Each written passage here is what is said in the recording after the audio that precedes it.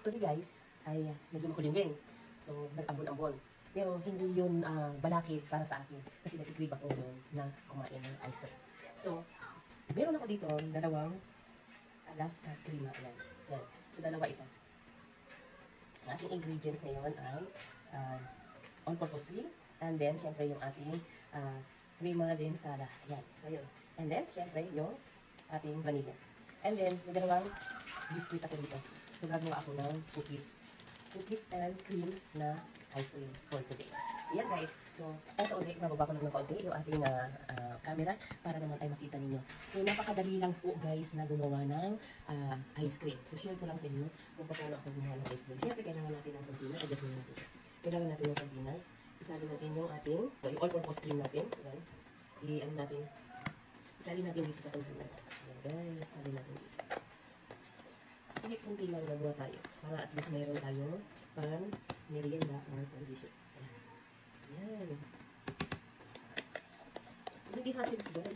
Kung gusto nyo kumain ng ice cream, pwede kayo magawa sa bahay lang. Hindi na natin pahihirapan yung ating sarili. So, mabilis lang ito. Yan. So, mabilis lang ito. Ito yung ice cream na napakadaling gawin.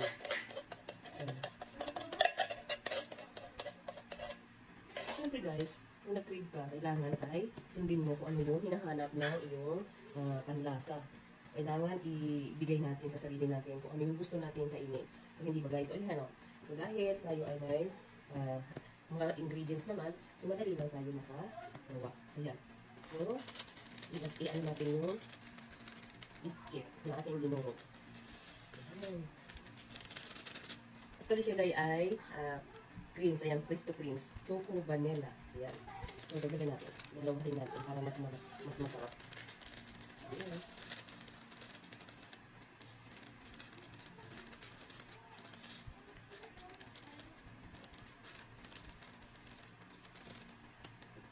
Ayan, tapos halo-halo lang natin dito sa ating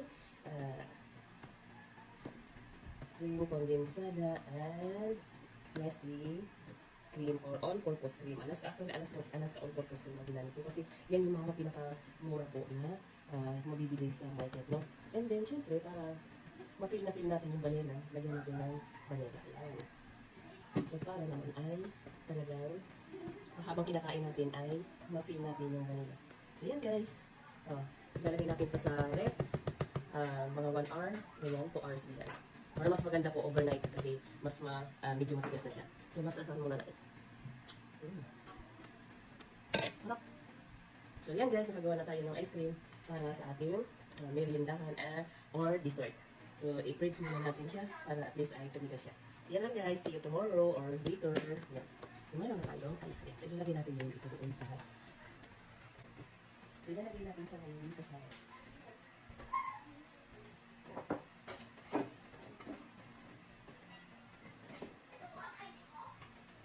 Well guys, thank you so much for watching.